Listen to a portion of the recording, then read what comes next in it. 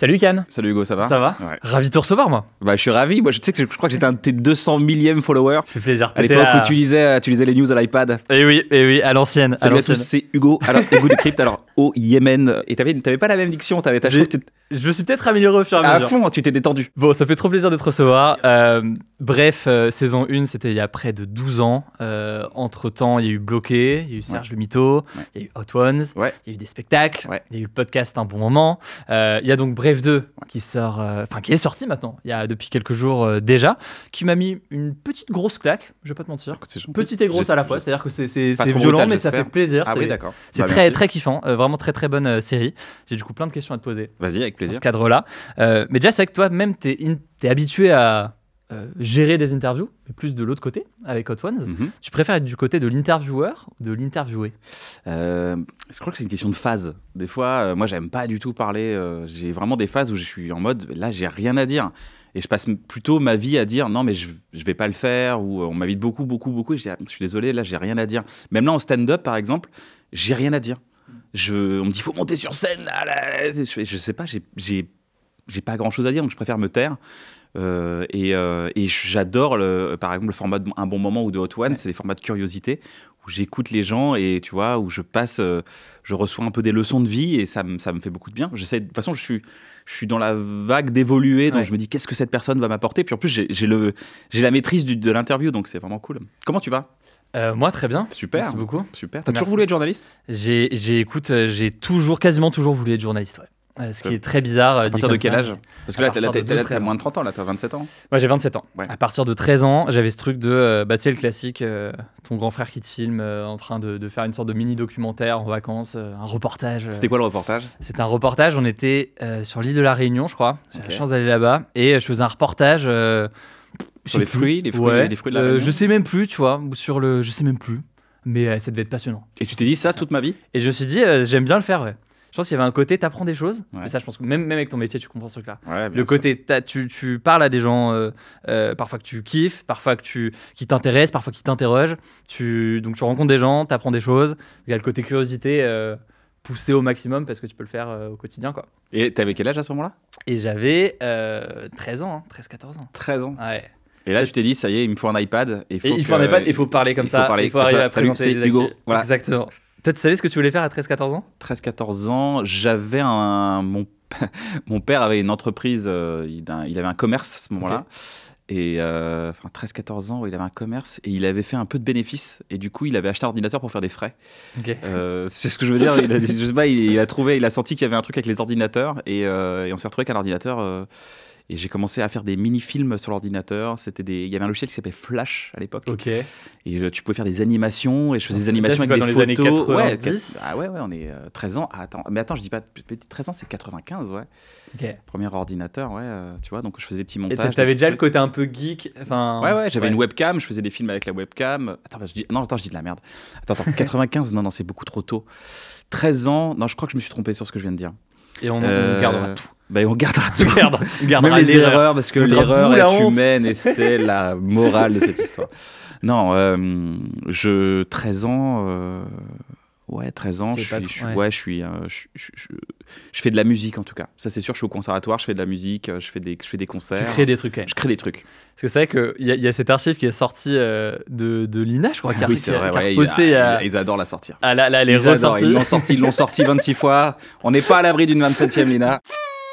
T'as fait quand même des études de droit, donc t'as testé d'autres choses. Tu t'es dit, il y aura un parcours plus classique peut-être. C'est pas testé, c'est tes parents qui te disent fais ça. Alors toi, moi j'ai toujours été un petit soldat, j'ai toujours fait ce qu'on me disait de faire, donc je dis d'accord. J'ai pas contesté. J'avais pas de réponse. Je me dis peut-être qu'ils en ont eux, on verra. Et tu y croyais? Tu te disais peut-être que je vais vraiment finir par faire ça, ou t'étais en mode je fais ça pour les contenter Je suis plutôt jusqu'au boutiste. Quand je commence quelque chose, je termine. Donc je vais au bout. Donc je me dis on va au bout du truc. J'ai tout eu. Alors attention, j'ai eu mes études de droit de manière la plus médiocre possible. Il y a un truc qui s'appelle l'enjambement.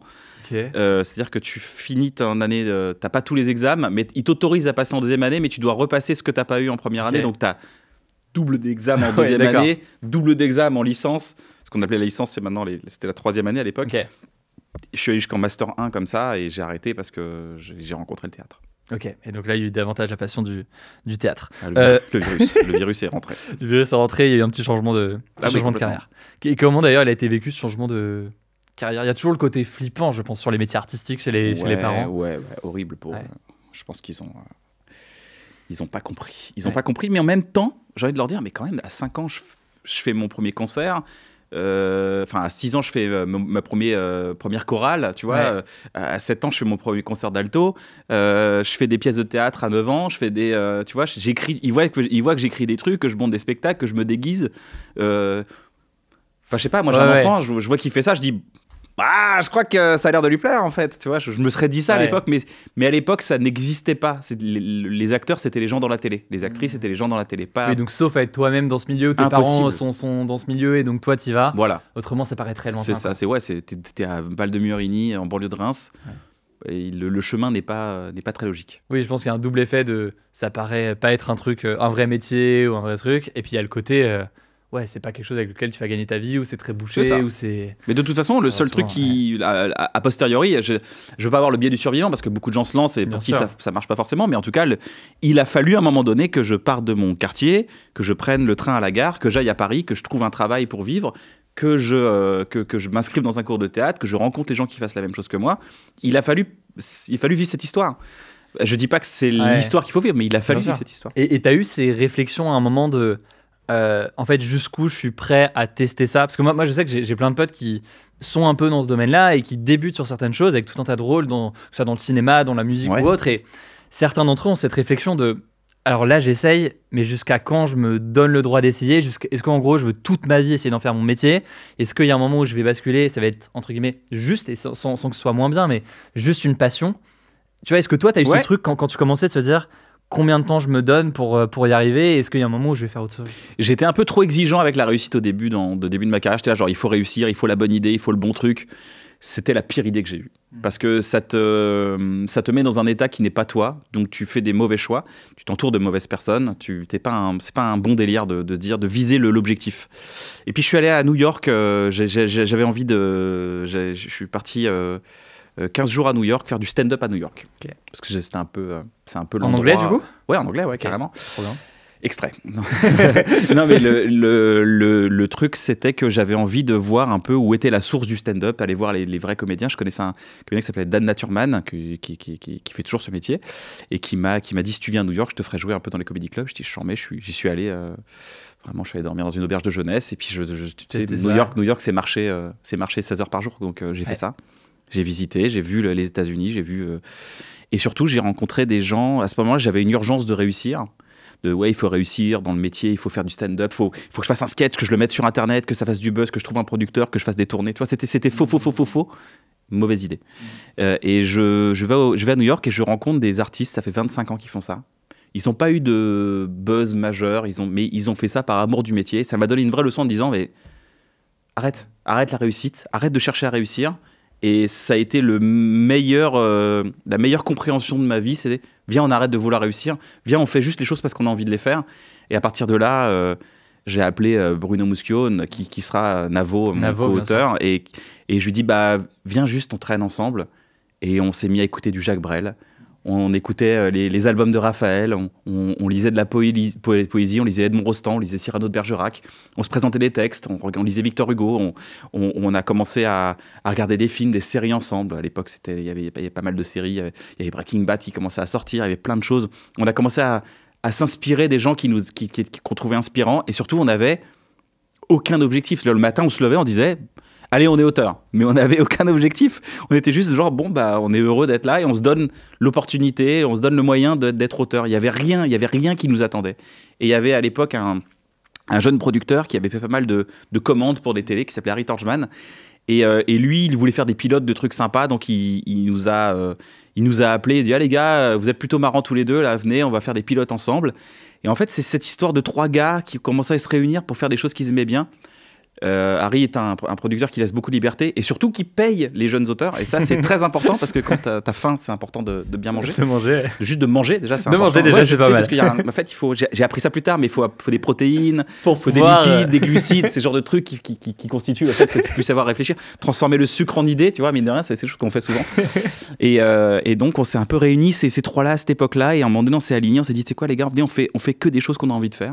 Et c'est comme ça qu'un projet comme Bref a pu naître. C'est beau. Et c'est vrai que sur cette pression de réussir, je pense que tu l'as... Enfin, il y a beaucoup de gens qui l'ont au début, parce qu'il y a cette envie, effectivement. Alors, parfois d'ailleurs, pour cause de précarité aussi, de se dire juste... évidemment. Il faut que je trouve du taf. Donc en fait, il faut que ça marche, il faut que je réussisse. Évidemment. Mais tu l'as même parfois après. Enfin, il y a beaucoup de gens qui l'ont après et qui ressentent cette pression. Une fois que quelque chose fonctionne, de... Ok, bah là, genre, faut que j'enchaîne. Déjà, faut pas que je redescende. Je sais avec des guillemets, voilà. Faut pas qu'on m'oublie. Faut pas qu'on m'oublie. Et surtout, j'ai une chance de fou, donc faut que je continue, quoi. Ouais. Toi, j'ai l'impression que t'as pas trop, en tout cas dans le ressenti d'un point de vue extérieur, on a l'impression que tu l'as moins. Même le fait que là, Bref 2 arrive plus de 12-13 ans après, on sent qu'il y a eu ce truc de... On imagine que tu as eu d'autres propals avant, mais que tu t'es dit non, bah pas pour l'instant, je veux pas le faire là. Et... Oui, que ça part de cette philosophie de viens, on arrête de chercher à réussir, viens, on fait des choses parce qu'on aime. C'est vraiment c'est notre philosophie depuis 15 ans. On n'a pas dérogé à ça. Moi, j'ai eu cette chance de vivre 2011-2012 avec Bref, ça a été fou à vivre.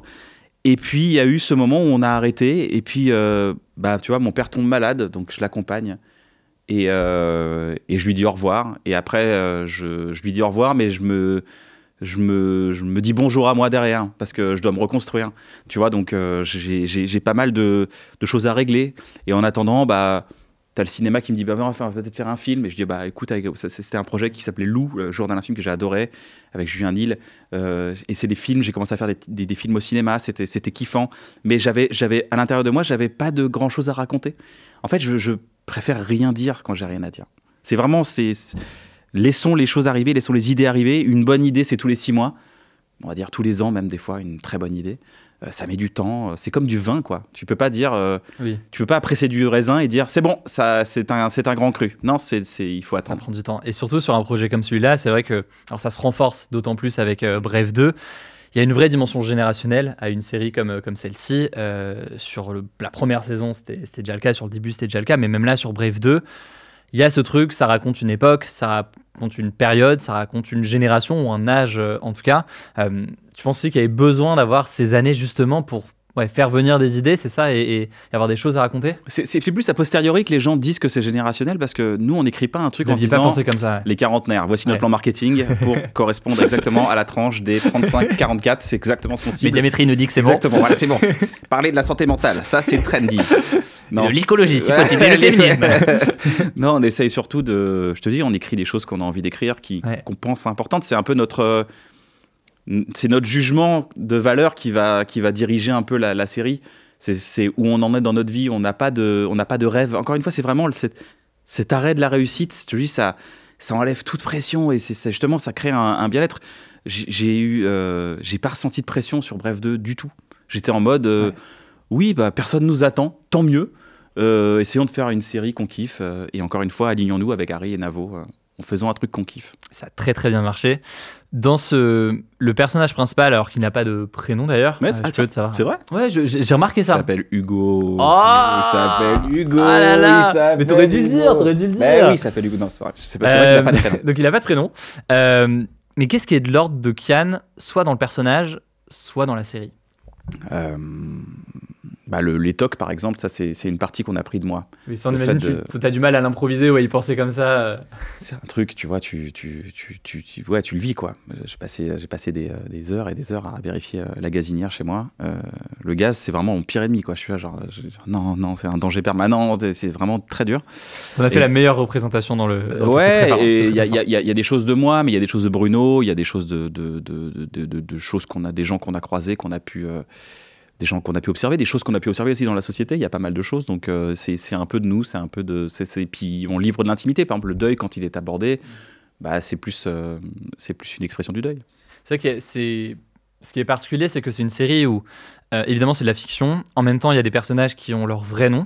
y compris ton frère. Ouais, tu c'est joues vrai. avec ton frère et il a son vrai prénom dans la série. Donc il y a une sorte. C'est vrai qu'en matant la série, et c'est peut-être parce qu'on a aussi des potes en commun ou des trucs, mais il y avait ce truc de attends, mais là c'est Kian ou c'est le personnage de Bref. Non, en fait, c'est vrai, mais c'est parce qu'à l'époque, en fait, quand on a fait le pilote, le premier épisode, ce qui s'avérait être un pilote alors que c'était un court-métrage, on s'est pas pris la tête, on a fait tiens, on va mettre Kevin, il est marrant, tiens, on va mettre ça, puis on a juste mis les noms comme ça, on n'a pas réfléchi à ce moment, il n'y avait pas de cohérence globale. Et du coup, ils ont gardé leur nom. Tant mieux, après, ça leur fait. C'est marrant. Je sais plus, c'était dans Le Prince de Bel-Air, alors je sais pas, peut-être les gens connaissent pas cette série. Tu connais Le Prince de Bel-Air? Ah merde. Pas de nom, mais j'ai jamais regardé. Ça y est, je suis meurtri. Tu connais pas Le Prince de Bel-Air? J'ai l'impression que j'ai fait what you want again, et tu me fais, je sais pas ce que tu dis. Le Prince de Bel-Air, je crois que c'était un des conseils de son pote. Il dit il faut que tu t'appelles Will. C'est avec Will Smith. Il faut que tu t'appelles Will, comme ça les gens ils connaîtront ton nom et ton prénom. Enfin, c'est important et tout pour ta carrière et tout. C'était marrant. Non, mais c'est vrai que je me posais la question aussi, c'est que c'est de la fiction, mais en même temps, évidemment, il y a des sujets qui sont perso que tu peux aborder. Est-ce que cette frontière un peu floue aussi entre le côté réel et fiction, il te permet d'aborder un peu ce que tu veux, et quand tu veux mettre de toi et quand tu veux écrire des choses qui tiennent à cœur personnellement, au moins tu le mets. Et entre guillemets, ça reste de la fiction. Enfin, tu vois, est-ce que ça te permet de jouer un peu là-dessus ? Il y a un côté un peu, il y a un côté thérapeutique en fait. C'est Rimbaud qui disait car je est un autre, et je trouve ça intéressant d'avoir ce rapport de l'autre avec soi, de se dire il y a un autre. C'est assez intéressant. Et il y a aussi un rapport aussi. Il y a Albert Camus qui a écrit un livre qui s'appelle L'étranger. Bien sûr. Dans lequel il y a un je l'ai regardé, il m'a regardé, je l'ai regardé d'ailleurs. je suis a posteriori, comme quoi les bouquins de troisième t'inspirent. Et voilà, il y a ce côté c'est moi, c'est pas moi, c'est une version différente de moi, mais ça reste pas moi. Il y a des trucs avec lesquels je suis pas d'accord, j'aurais pas agi comme ça, mais le fait de le faire agir comme ça nourrit l'histoire.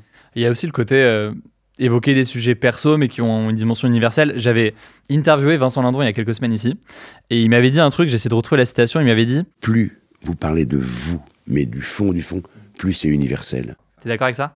Ouais, je suis assez raccord. Si je te dis, t'as remarqué quand tu vois un loup, les gars ils ont peur et tout, t'as vu, il a peur.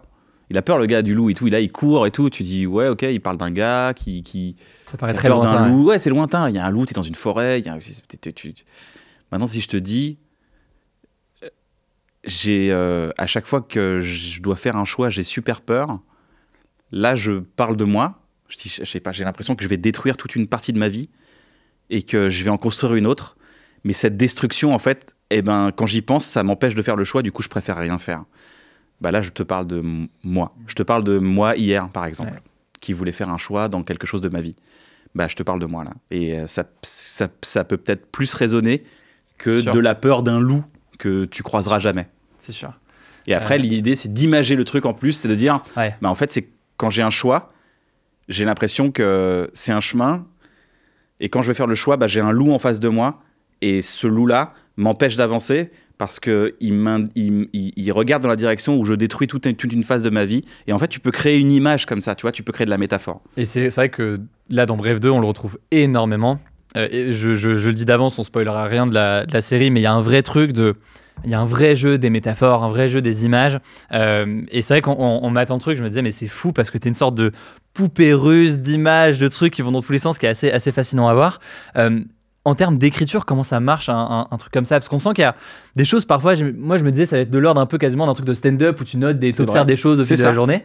Mais il y a d'autres choses aussi après. C'est quoi le process d'écriture d'un... C'est ça, c'est... je peux parler du personnage de Jean-Jacques qui est dans le premier épisode. Le premier épisode est gratuit sur YouTube, les gens pourront aller voir. Le personnage de Jean-Jacques, c'est inspiré d'une voisine que j'ai eue un certain temps qui me parlait... qui parlait d'elle, qui parlait de ses anecdotes, et ses anecdotes avaient plus de 40 ans, quoi. Donc elle me parlait que de son ancien temps, elle me parlait de jamais de nouvelles choses, elle me disait pas « Ah, hier j'ai vécu », c'était « Ah bah je me rappelle, ah bah je me rappelle ». Et du coup j'ai noté ça, j'ai juste dit « c'est intéressant d'avoir ce trait de personnage comme ça qui existe », donc tu prends des notes tout simplement, et c'est la même mécanique que le stand-up, quoi. C'est de noter des idées. Des fois c'est bien, des fois c'est nul, des fois ça sert à rien, des fois t'en parles avec Navo et il dit « Ah mais ça, tu te rappelles, tu m'avais raconté ça, on peut le mettre là-dedans, dans ce personnage et tout ». Et en fait c'est créer des connexions ensuite. C'est comme ça qu'on écrit. On a une idée de base, une idée qui est plutôt poétique, plutôt drôle, plutôt trash des fois, plutôt hardcore même des fois. Et on se dit, bah tiens, c'est trop hardcore pour Bref, on le mettra ailleurs, ça peut-être dans un spectacle. Ça, on le met, tiens, on va le mettre dans un sketch. Tu vois, il y a Orelsan qui dit ça, garde tes idées dans ta tête, tu les mettras dans un truc et tout. Donc c'est ça, c'est un peu ça, c'est un peu collecter les idées. C'est pas que de l'observation, parce que si c'était juste faire... tu vois, à l'époque, je sais pas si tu viens sur Twitter, il y avait ce truc de si toi aussi, ou même sur Facebook, si toi aussi, ça, ok. Si toi aussi, t'en as marre des groupes avec si toi aussi. Exactement, il y avait ça. Il y a sûrement d'ailleurs un méta de ça. Si toi aussi, t'en as marre. Ça peut aller très très loin comme ça. Ça, c'est de l'observation, mais dans une série comme celle-ci, en fait, ce qui est fort aussi, c'est que les petits détails, les petits éléments, ça sert à un propos plus large. Ça peut faire rire, ça peut faire pleurer. Là, il y a un gros travail d'écriture derrière aussi. Je t'avoue, c'est assez organique ce qu'on fait. C'est pas du tout. C'est réfléchi dans le sens, dans la cohérence. C'est-à-dire qu'on fera pas rien pour rien. On a toute une... par exemple, là, dans la saison, je dirais rien, mais on a tout un système on a un schéma de chute du personnage. On fait chuter notre personnage à plusieurs étapes. C'est important. C'est de la construction, ça s'appelle de la structure quand tu écris une histoire. Après, comment il chute. Et tout le monde racontera ça de manière différente. Et c'est pour ça que c'est une vraie richesse d'avoir des autrices et des auteurs. Je te dis juste, personnage A rencontre personnage B. Ils se rencontrent dans la rue. Alors, on connaît tous le truc cliché de... Ils se fréquentent dans un bureau, ils font tomber leur dossier, ils ramassent les dossiers et ils se regardent. Ça, c'est une manière cliché de le faire. D'ailleurs, aujourd'hui, si tu le fais, c'est que tu fais un cliché, quoi. Limite, c'est une blague. C'est quasi une parodie. C'est quasi une parodie. Bah, en fait, maintenant, c'est de se dire, ok, là, ils doivent se rencontrer, mais comment on va faire pour qu'ils se rencontrent?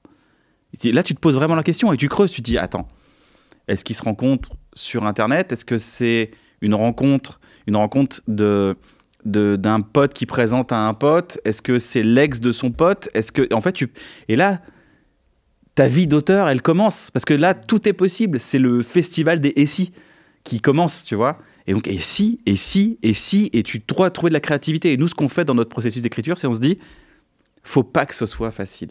Faut que ce soit inspirant. Pour nous. Pas pour les gens, pour nous. Faut qu'on se dise, ah, cette rencontre-là, j'ai envie de la vivre, elle m'inspire, j'ai envie de la vivre, cette rencontre.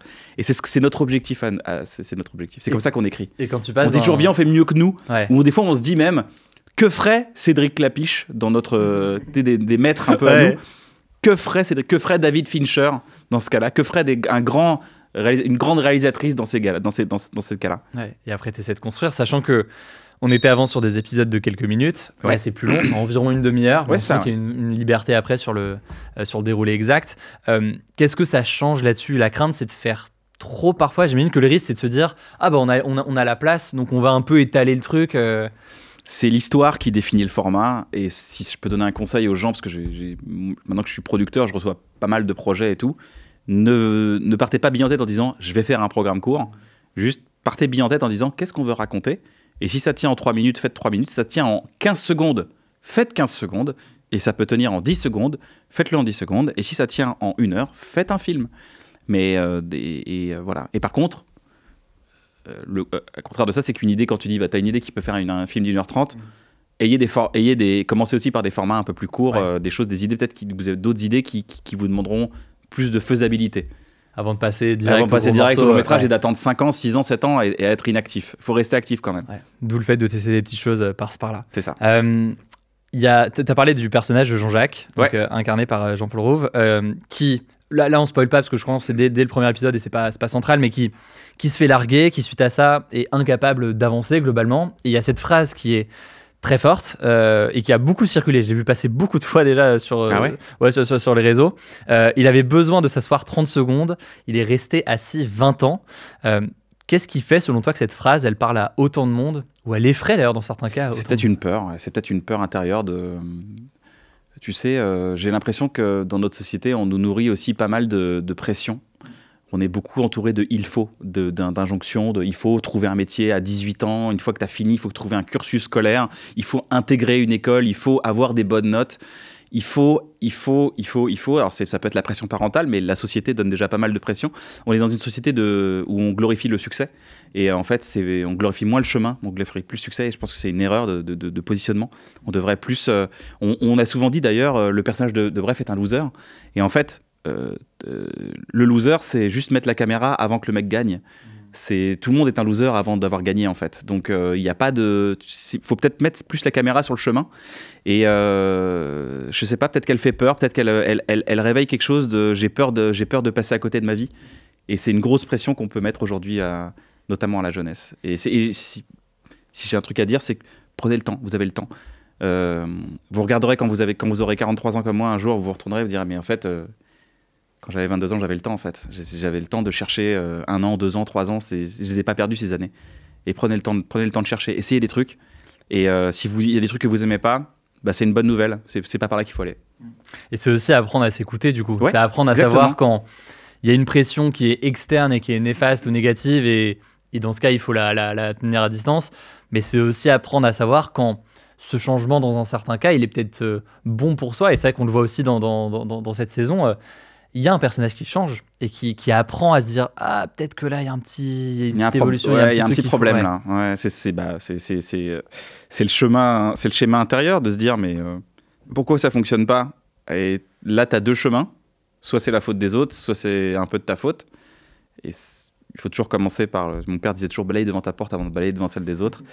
Et il m'a toujours répété ça très souvent et j'ai trouvé ça, je pense que c'est un très bon conseil qu'il m'a donné.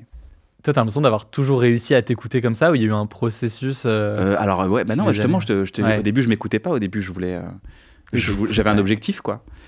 Mais c'est venu quand même assez tôt, du coup. Toi, t'es arrivé vers s'écouter. 27-28 ans, ouais. De laisser tomber le. Mais tu vois, il a quand même recherché. J'entamais déjà un travail sur moi-même avec un psy. Je revenais de pas mal de moments de solitude psychologique, ça a été, même psychiatrique, ça a été très dur. Donc, il y a eu tout un cheminement en fait. J'ai aspiré tout de suite à aller mieux parce que j'ai détesté aller mal. Ouais. Et comment est-ce qu'on peut savoir si nos choix sont les bons ? Bah on peut pas savoir, sinon c'est pas un choix. Si c'est pas dur, c'est que c'est pas un choix. Si c'est facile, c'est que tu suis, c'est que t'es hyper à l'écoute de ce que t'as de la chance et tant mieux pour toi. Mais vous êtes 5 parce que la plupart du temps, c'est une prise de tête, quoi. J'ai peut-être une réponse à apporter à ta... Comment tu sais que c'est un bon choix ? Le matin, le premier truc que tu fais, genre boire ton thé ou ton café ou ton chocolat chaud, ça te rend heureux. Ça, c'est un truc que j'ai remarqué. Quand tu fais un bon choix dans la vie, tu te lèves le matin et tu te dis « Putain, il a bon goût ce café. » Ouais. Et je fais que paraphraser Fight Club, je crois. Et en même temps, ce que tu montres et ce qu'on voit dans la série, c'est que quand tu ne fais pas de choix, c'est peut-être là où c'est le plus dur. Limite que le choix soit bon ou mauvais. Alors évidemment, il y a parfois des choix meilleurs que d'autres, mais au moins tu as choisi. C'est ça. Alors que l'entre-deux, le temps avant, il est dur, quoi. Je n'ai pas de philosophie à apporter là-dessus, mais c'est vrai que je suis entouré de tous les gens qui ont entrepris de faire des choses, ont fait des choix, et tous les gens qui ont l'air d'être équilibrés autour de moi aujourd'hui ont fait le choix. J'ai un pote, il m'a accompagné à mes débuts, puis après il m'a dit non mais je choisis de créer une famille, de construire une famille. Aujourd'hui c'est le mec le plus heureux de la Terre avec sa famille. Il a vraiment choisi sa vie et il est très très heureux, très en phase avec. Alors c'est pas tous les jours facile parce que c'est pas la route du bonheur, hein, c'est pas la route, mais au moins je suis sûr le café du matin, il a bon goût. C'est vrai qu'on voit quand même une évolution donc avec ce Bref 2, ce passage de en gros 30 à 40 ans et toutes ces interrogations et toutes ces questions. Je me suis posé la question en voyant la série, je me suis dit, est-ce que vous êtes posé vous-même la question de est-ce que ce qu'on dit parle à tout le monde ? Parce que j'ai l'impression que c'est une période où tu peux aussi te dire merde, est-ce que là on n'est pas, si je caricature à mort, dans des questionnements de Parisiens artistes dans leurs trucs, ou tu vois, un peu dans nos trucs qui nous parlent à nous, mais finalement personne n'a ces interrogations-là. Ouais, comment est-ce que tu as vu ça ? C'est un peu, tu deviens une parodie de toi-même, quoi. Tu deviens un peu, ça c'est un peu, putain, quand je cite encore Orelsan, tu vois, c'est dingue, tu vois, c'est. Non, mais il y a un côté, tu sais pas vraiment. Si tu fais pas, tu peux pas savoir. Mon père, ce grand philosophe disait, on fait pas de dictée. Celui qui fait pas de dictée, il fait pas de faute. Voilà, faut faire, faut écrire, faut voir, faut lire, faut se dire est-ce que ça va, faut faire lire par des gens que t'aimes, qui te font confiance, et c'est comme ça que t'avances. Tu peux pas avoir la certitude en disant c'est comme ça. Et puis surtout, on n'a jamais cette volonté de dire ça c'est universel. C'est une tentative, c'est une proposition. Ce qu'on a fait là, c'est une proposition. On propose et là, on est après le week-end de lancement et on voit les retours. Mais on ne sait pas sinon. C'est une prise de risque. On peut se planter. Mais c'est comme ça que ça marche. Si c'était sûr, déjà, ça n'aurait pas de saveur. Ah, c'est sûr. Il y a aussi des sujets de société, dans certains cas. Des sujets notamment liés au couple, aux relations entre hommes et femmes, au féminisme, etc. Comment est-ce qu'on fait pour aborder ces sujets sans avoir l'air moralisateur, sans avoir l'air... J'espère pas d'être moralisateur. Non, du tout. Mais en fait, c'est là où c'est fort, propositions. On met des phrases dans la bouche des personnages et on voit comment les interactions se font et vers quoi on veut tendre. Nous, on veut tendre vers l'apaisement.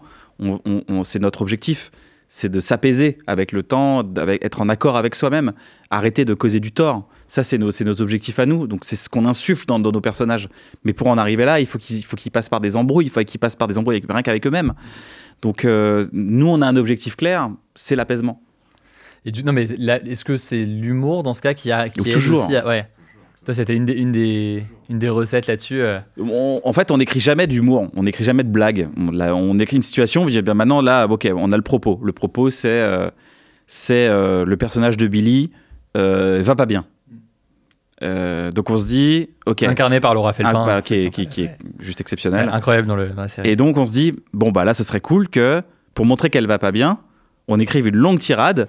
Et vraiment, la tirade, c'est de la surenchère sur de la surenchère sur de la surenchère. Ça, c'est l'idée marrante. Et après, on commence à écrire et dérouler l'idée marrante. Mais à la base, c'est Billy ne va pas bien. Parce que c'est disponible sur YouTube. Non, mais tu vois, parce que. Parce que c'est pas drôle. Billy ne va pas bien, c'est pas drôle. Mais Billy ne va pas bien et l'exprime de manière, dans une colère noire, qui surenchérit en permanence à chaque seconde, ça devient drôle. Et c'est joué par Laura Felpin, ça devient encore plus drôle.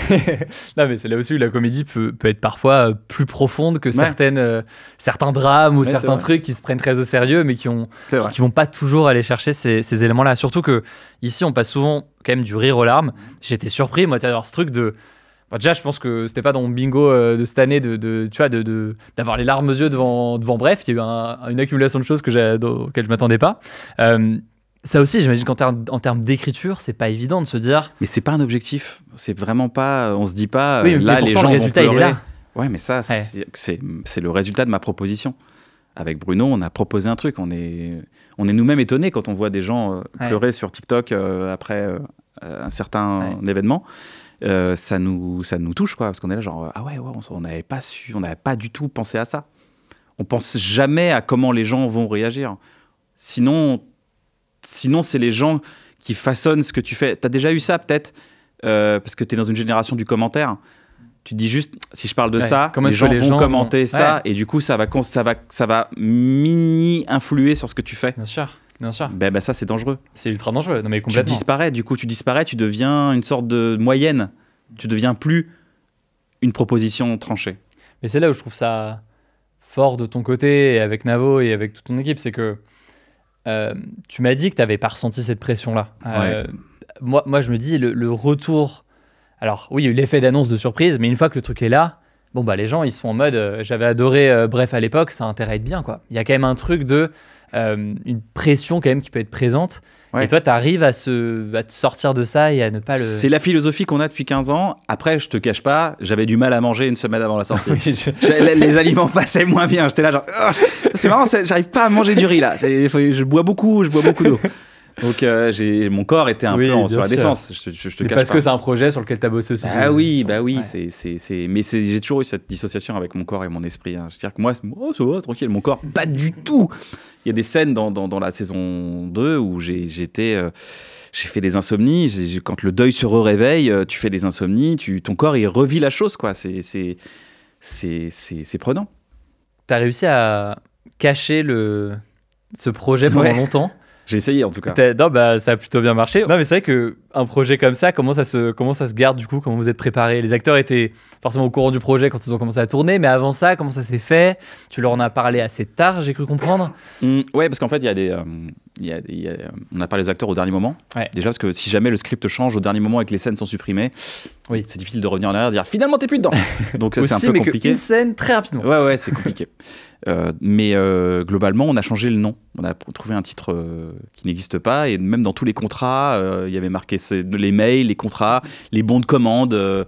Quand on commandait de la peinture, quelqu'un qui livre de la peinture, pour lui, il n'y avait pas marqué bref, tu vois. C'est le retour de bref. Oui, voilà. Donc ça évite en fait la curiosité. Les gens disent oui, je travaille sur un truc. Oui, ils font un truc. Ça décuriositise le truc, tu vois. J'aime bien ce mot. Bon, on a inventé un mot, clairement. C'est pas mal, j'aime bien. Décuriositiser les trucs. Ce sera dans le Larousse l'an prochain. J'espère. On va les contacter. Mais voilà, on a essayé d'éviter la curiosité. Et j'ai le souvenir de même la saison 1 où des fois les figurants allaient faire des interviews pour raconter comment ça s'était passé sur le tournage.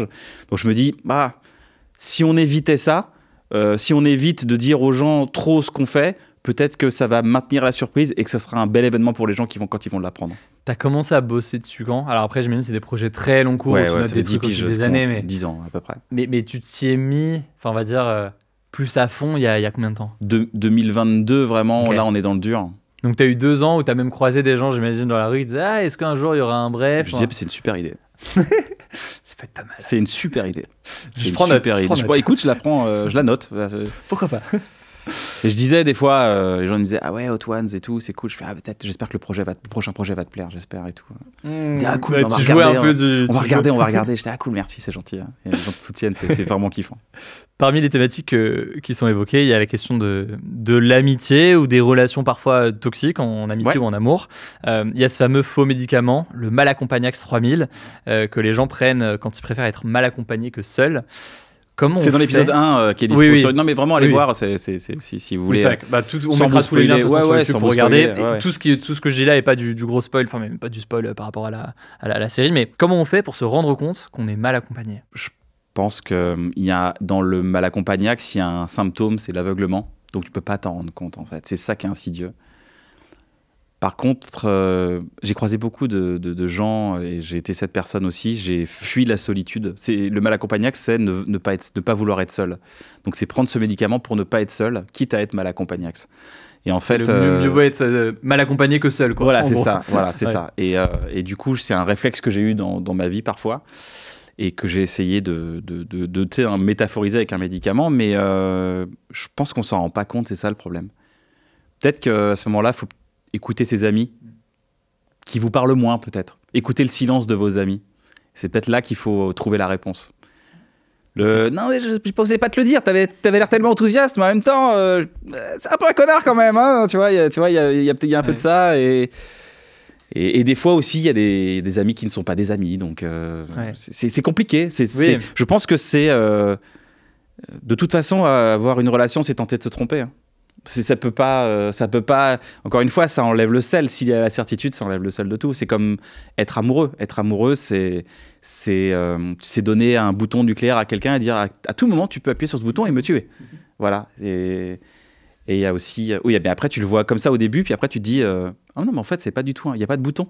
En fait, il y a juste des gens qui se veulent du bien. Et dès que ça. Et en fait, quand tu es un peu plus âgé, tu dis ah, mais en fait, là, ça me correspond pas. Ciao. On arrête. Salut, merci là, pour c'est à nouveau réussir à s'écouter et à arriver à s'écouter, ouais. Il y a un personnage d'ailleurs qui le fait dans la série. Ouais. Et c'est vrai que c'est aussi la posture des proches qui est pas évidente, parce que je pense qu'on a tous connu ce truc-là où tu vois que t'as un pote qui soit est en couple ou une pote qui soit est en couple, soit est machin. Il y a un truc qui est pas très sain et t'es en mode est-ce que je dois lui dire? Est-ce que c'est mon rôle? Est-ce que je dois lui dire maintenant? Est-ce qu'il doit faire son cheminement un peu lui-même tant que je sens qu'il n'est pas en danger, et Il y a un bon indicateur. Si vos potes ont un groupe WhatsApp sur votre conjoint ou votre conjointe, c'est qu'il y a un problème. Ça sent le vécu, j'ai passé le cas. C'est très précis. Vous avez remarqué quand même, elle a été relou pendant le dîner là. Putain mec, j'osais pas le dire. Effectivement, là il y a quelques questions Il était relou, c'est pas possible. Qu'on peut se poser. Il y a un truc, on l'a dit, très générationnel quand même dans cette série, même si c'était pas l'objectif, mais il y a quand même un moment où on voit qu'il y a ces époques, ces réflexions à différentes phases de différents âges. C'est quoi le conseil que tu donnerais à quelqu'un qui a 15 ans, 25 ans et 35 ans? 15 ans, 25 ans, 35 ans. Alors, le conseil pour un mec de 15 ans, je sais c'est compliqué. T'en veux pas trop si tu fais des erreurs. Avance. Tente des trucs. Et tu vas te remettre de cette rupture amoureuse. Ça, c'est le conseil pour la personne de 15 ans. Pour la personne de 25 ans, t'es aux portes de commencer ta vie. 25 ans, normalement, tu viens de terminer la bande-annonce de ta vie. T'as eu des petits moments highlight, t'as vu un peu ce qui se passait, t'as eu des teasers de goût, de succès, de défaite, tout ça et tout. Là, tu rentres sur l'autoroute. J'espère que tu as pris le temps de te former et que cette bande-annonce a été fructueuse. Sinon, reprends le temps, c'est pas grave. Tu as le temps. La vie, c'est prendre le temps de savoir. Si tu sais pas ce que tu veux faire, reprends le temps. Ne te presse pas. Par contre, si tu veux vraiment te mettre dans quelque chose, donne-toi les moyens d'y arriver. Voilà, parce que c'est important. 35 ans, t'as remarqué que en fait, t'avais pas raison quand tu croyais que t'avais raison. Eh ben, ça peut s'appliquer à plein de choses. Donc, garde le doute. Garde le doute parce que arrête avoir raison, c'est le meilleur moyen de devenir un peu con. Oh, très bien. Très fort. Franchement, j'ai beaucoup aimé. Avec Bref 2 aussi, et on en parlait avant de tourner, j'ai l'impression que c'est une série qui peut parler à toutes les générations. Alors que, tu vois, nous, on a quand même quelques années d'écart. Ma petite sœur, elle regardera, elle est encore plus jeune, mais je sais qu'elle va kiffer la série. Alors que ça parle de problématiques qui concernent... Enfin, peut-être je pourrais te dire, c'est un truc pour les trentenaires qui se posent des questions sur leur vie, sur leur relation, leur machin. Ouais. Comment vous arrivez à garder ça? Je sais pas. J'ai pas la réponse. Je suis désolé, Hugo Décrypte. J'ai pas la réponse à ta question. Je ne sais pas. Je ne sais pas, c'est juste... c'est une proposition. Parce que tout le monde n'y arrive pas. Tu as ce truc de... C'est pas un objectif. Ouais. C'est sûr que c'est pas un objectif. Tu veux dire que ça t'aurait pas gêné si ça parlait que à... Typiquement, que aux trentenaires ou que... T'aurais pas ce truc de... Ah. Il y a une série qui s'appelle Severance. Ouais. Severance, pour ceux qui veulent en anglais. Je ne suis pas le personnage. Je n'ai pas ces problématiques, mais ça me touche. Je pense que le travail d'un auteur, c'est d'être sincère avec ses personnages. Après, le reste, ça lui appartient pas. C'est une proposition. Toute œuvre artistique n'est qu'une proposition. Le reste appartient au public. C'est pour ça qu'il faut s'enlever toute pression et tout. Je travaille avec des artistes en tant que producteur et leur dire trouve l'histoire que tu veux raconter, on la raconte. Et surtout, ne te mets pas la pression. C'est une proposition. Voilà, il y a des gens qui vont te détester pour ça. Faudra se soigner, faudra apprendre à vivre avec. Et il y a des gens qui vont aimer et il y a des gens qui vont te soutenir. Et il faudra vivre avec aussi. Donc, il faut pas se... Toi, ton métier, c'est de proposer. Et t'es venu avec Bref à l'époque, avec un format qui était quand même nouveau, qui cassait les codes, c'est très, très boomer dit comme ça, mais qui amenait une proposition nouvelle. Toi, boomer? Putain, si toi, t'es boomer, je suis foutu. Casser les codes, ça fait un peu... Terminé, moi. T'as cassé les codes il y a 12 ans. J'ai cassé les codes. Non, mais il y a ce truc quand même qui était nouveau. C'est vrai que je suppose que beaucoup de personnes qui créent des choses sont tiraillées entre ce que je veux faire et ce qu'on attend de moi. Ce que je veux faire, ce que je veux vraiment créer et ce qu'on attend de moi pour être diffusé sur une chaîne, être diffusé sur une plateforme, ce que tu veux, d'autant plus quand tu débutes. C'est-à-dire que toi, le confort, c'est un gros mot parce que ça amène aussi d'autres pressions, mais t'as le truc t'as des gens qui sont prêts à prendre le pari avec toi, VS le gars qui débute, qui était un peu toi à l'époque et qui était peut-être dans ce truc de oula, est-ce que je ferais pas mieux de la jouer safe sur autre chose, quoi.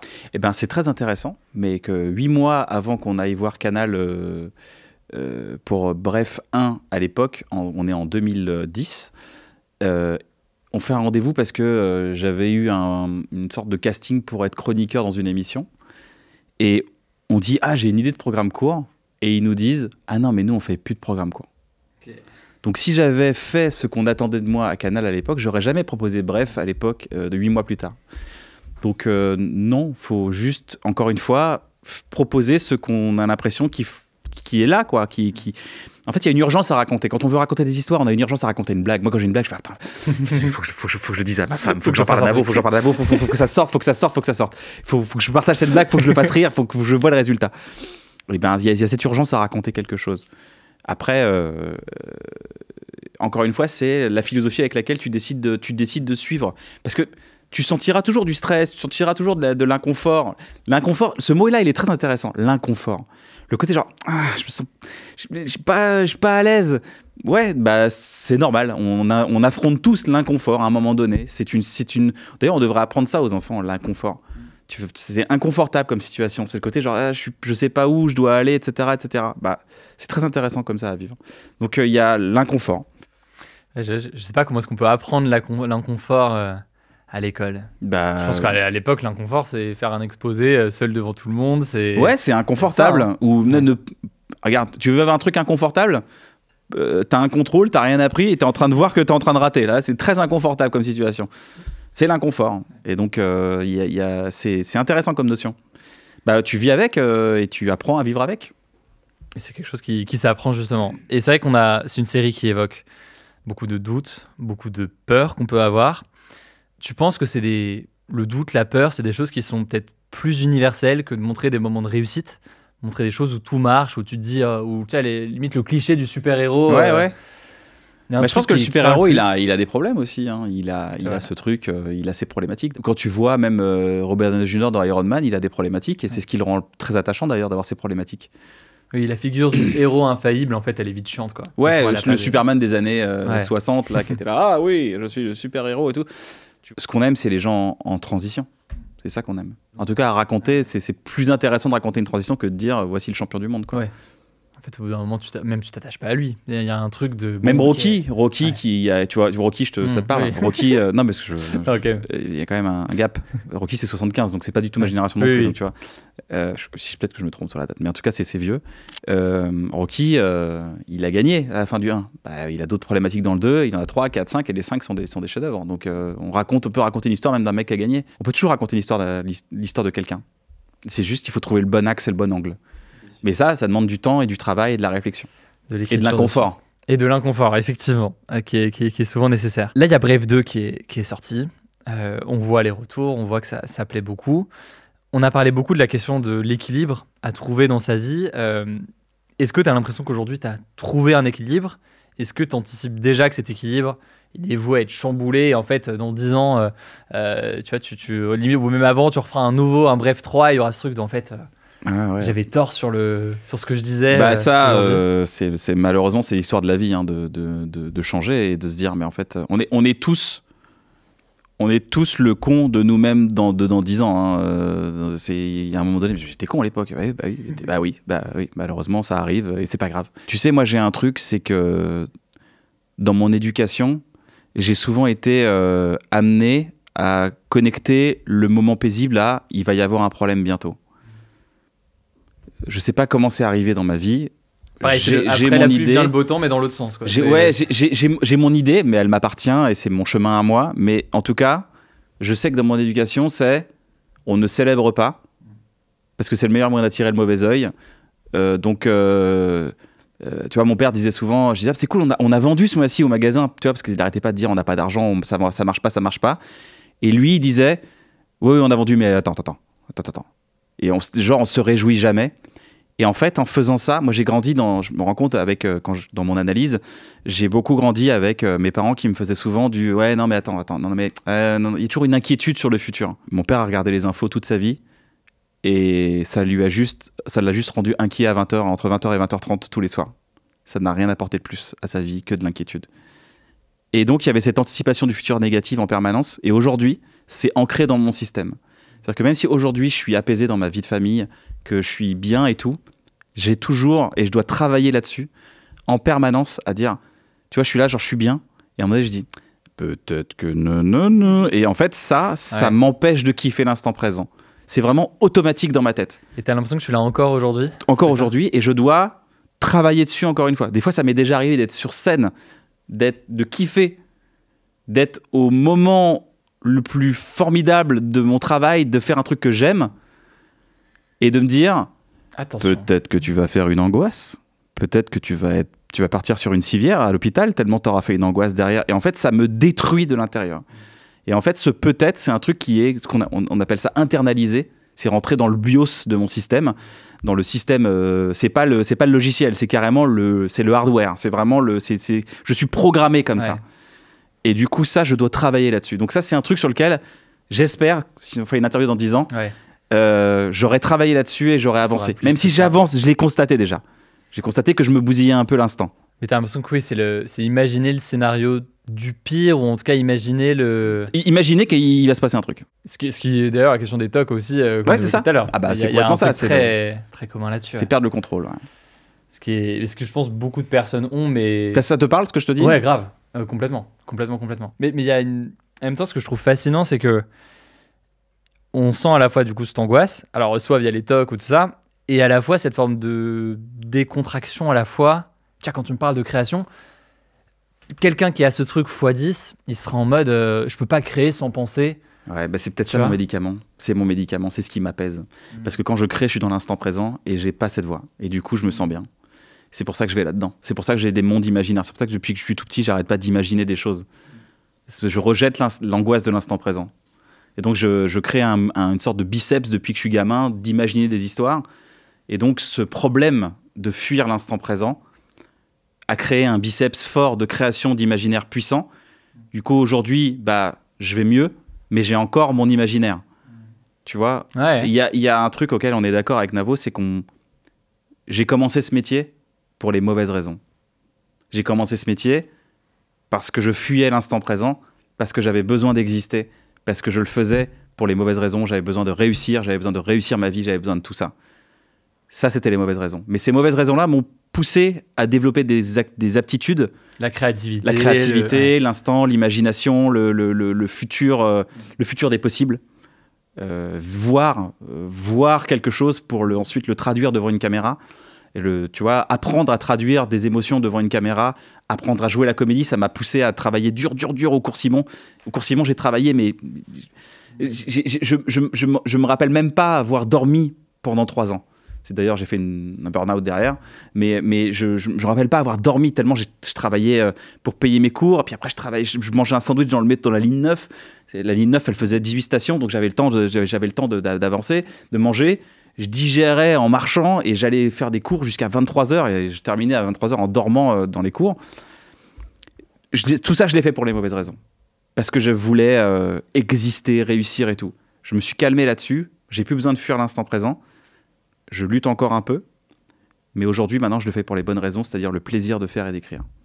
Donc voilà, tu vois, je me suis trompé. Ouais. Je me suis trompé, mais je l'ai quand même fait et j'ai développé des aptitudes, même si je me trompais. Ouais, tu sens qu'il y a une dimension échappatoire, mais qu'il y a dans plein de domaines artistiques. C'est vrai que même, j'ai vu quand même beaucoup de portraits, que ce soit d'artistes, de chanteurs ou autres, qui étaient parfois d'ailleurs très angoissés ou dans des choses très dures. Et en fait, la création était le seul endroit où ils trouvaient un truc de... Et d'ailleurs, c'est parfois des profils qui peuvent se livrer, dire des choses, s'exprimer à tout point de vue à travers la musique, par exemple. Mais en interview, c'est autre chose. Parce qu'en fait, ils ne sont pas dans leur cadre, ils ne sont pas dans leur truc. Ça. Et ça les terrorise, quoi. Il y a un truc de...